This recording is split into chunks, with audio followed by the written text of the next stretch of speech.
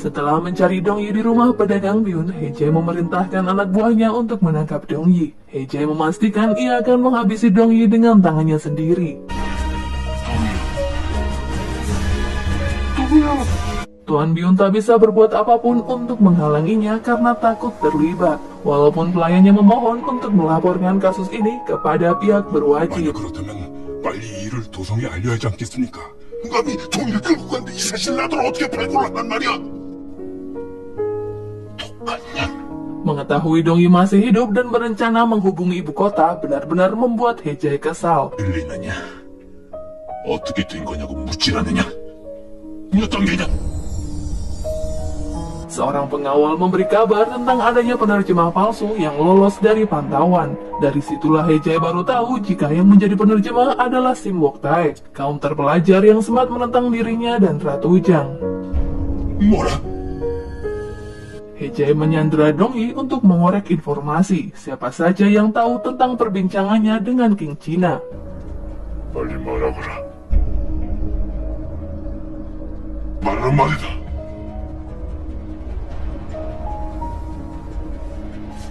Di sisi lain, Simwon berhasil kabur dari provinsi Uiju setelah He-jae meminta bantuan polisi untuk menangkapnya.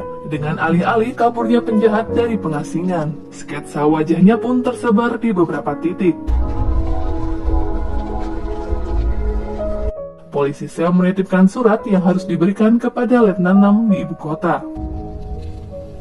파발이 준비된 대로 기사자를. Setelah mencari hingga ke pelosok, Chunso berhasil mendapat kuda dari kamp militer. Bersama polisi Seo, ia bergegas menuju Uiju. Karena jika benar He-jae ada di sana, nyawa Dongyi pun dalam bahaya. 있다면 동의도 위험할지도 모릅니다, 나리. 하자. Nyonya Yu tiba-tiba mengumpulkan wanita penyidik untuk melakukan pelatihan di waktu yang tak biasa. Ternyata itu adalah bagian dari rencananya, agar bisa menyelipkan sesuatu ke dalam kamar Nyonya Jung. Kedua wanita penyidik ini terpaksa melakukannya karena tak bisa menolak perintah kepala penyidik. 그럼 어쩌니? 최고상급 마마님 시키신 건데. Di sisi lain, Inspektur Orion sepertinya tengah melakukan suatu hal. Ratu terlihat sedang membaca sebuah surat. Ia yakin setelah ini rakyat akan membicarakan tentang Ratu In-hyeon. Apakah ini berkaitan dengan rencana Nyonya Yu dan Inspektur Orion? Kita lanjut dulu ya. 없어지겠구나.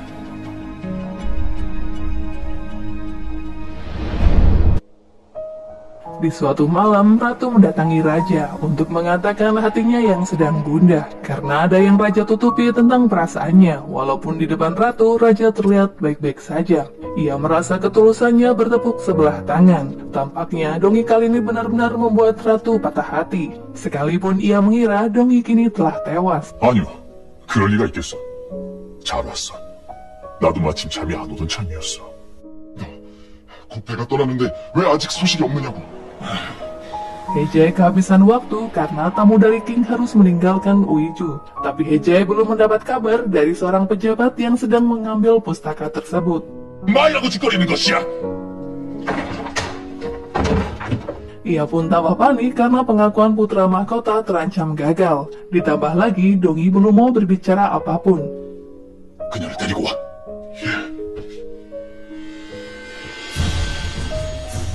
Ia lalu memutuskan untuk menghabisi Dongyi terlebih dahulu. Dongyi mengatakan kebenaran tak akan pernah menghilang, sekalipun He-jae menghabisinya. 두렵지 않습니까? Ia mengungkap kejahatan He-jae yang semakin membuatnya sebal, karena Dongyi sudah tahu semua rencana busuknya. 니년이 먼저 가야 되겠다. 저를 죽인다고. 내 눈앞에서 니년이 죽는 걸 꼭 지켜볼 것이. Beruntungnya, Simwon datang untuk menyelamatkan Dongyi di waktu yang tepat.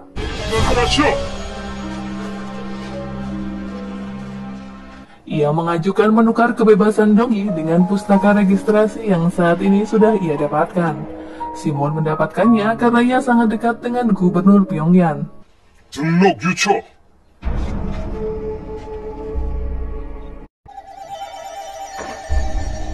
He-jae mempercayainya setelah mengecek identitas gubernur. Ditambah lagi belum adanya kabar dari pejabat yang ia suruh. He-jae menyetujui permintaan Simwon karena ia sudah terdesak oleh tamu King China. 먼저 Keduanya mengatur strategi untuk mencari bantuan jika Dongyi dibebaskan. Dongyi menuju rumah Sulhe untuk membantunya menyelamatkan Simwon dari tangan Hejae, karena hal ini berkaitan dengan kejahatan negara. 나리가 위험하세요. 뭐? 집애들 보내게. 어? 하시죠 아버지. 그래. 자. Kekecewaan Oh Taepong masih berlanjut. Ia semakin tak peduli dengan biro musik yang memainkan orkestra dengan nada yang semrawut.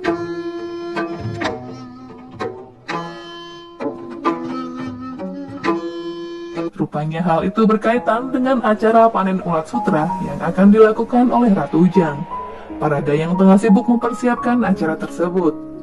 진짜 어느 장단에 맞춰 춤을 춰야 될지 모르겠네 정말. 그러게요.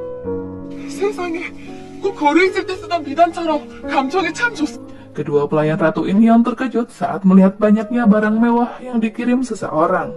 Dengan bijaknya, Ratu meminta untuk menjual dan mengirim uangnya ke dinas sosial, karena merasa menggunakan pakaian sutra di tempat tinggalnya saat ini terlalu berlebihan.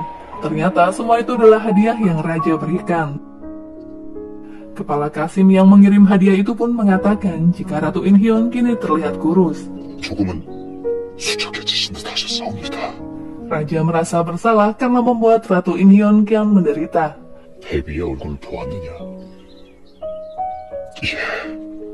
네가 장희재 영감을 기방에 붙잡아 주세요. 시도는 해. Sulhe dan Dongyi mencari keberadaan Simwon yang ternyata saat ini berada di gudang dekat pelabuhan. Sulhe berusaha mengulur waktu dengan mengundang Hejae dan tamunya ke tempat hiburan. 나의 홀베이.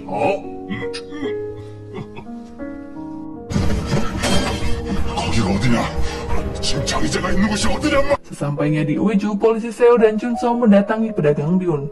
Betapa terkejutnya ia setelah tahu Dongyi telah dibawa oleh Tuan Hejae. 여기 있는 걸 이미 알고 왔다. 발병을 쓸 수밖에 없다. Tak ada pilihan lain, polisi Seo harus menggunakan stempel kerajaan untuk meminta bantuan polisi mencari keberadaan Dongyi. Prajurit kepolisian yang menjaga Simwon pun mulai meninggalkan tempatnya. 이게 대체 무슨 일이래? 여기 주관에 발병부가 내려져서 우리가 창고를 지키던 군사들이 전수. Dongyi tak tahu jika kepergian prajurit berkaitan dengan stempel kerajaan yang ditugaskan untuk mencarinya. Berkurangnya prajurit membuat orang suruhan Sulhe semakin mudah untuk membebaskan Simwon.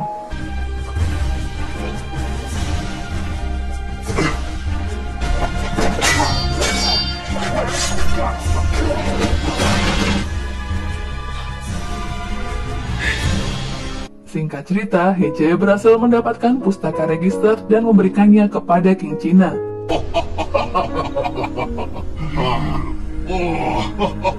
됐습니다. 또 무슨 일이냐?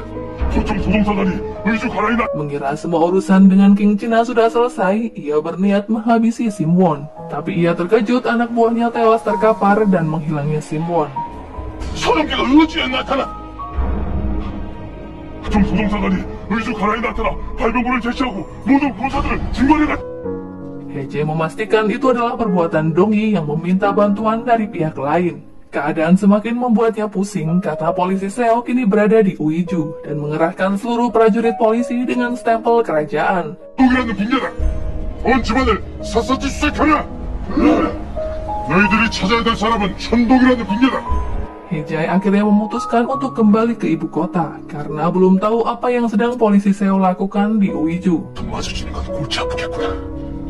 Keduanya berlari secepat mungkin dan berpisah di tengah hutan karena ada suatu hal yang harus Simwon bereskan. 나으리!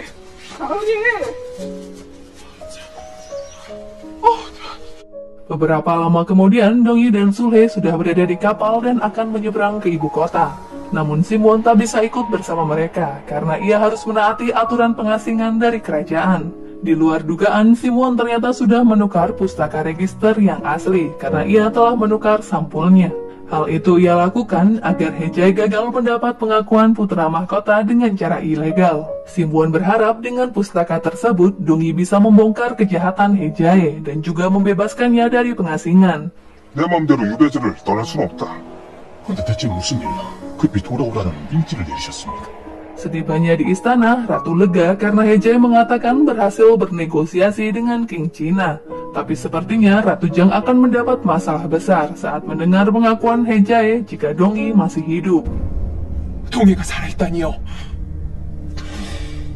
Apakah Dongyi dan Sulhe dapat masuk ke ibu kota dengan aman? Nantikan video selanjutnya ya guys. Buat kalian yang suka, jangan lupa untuk di like, komen, dan subscribe.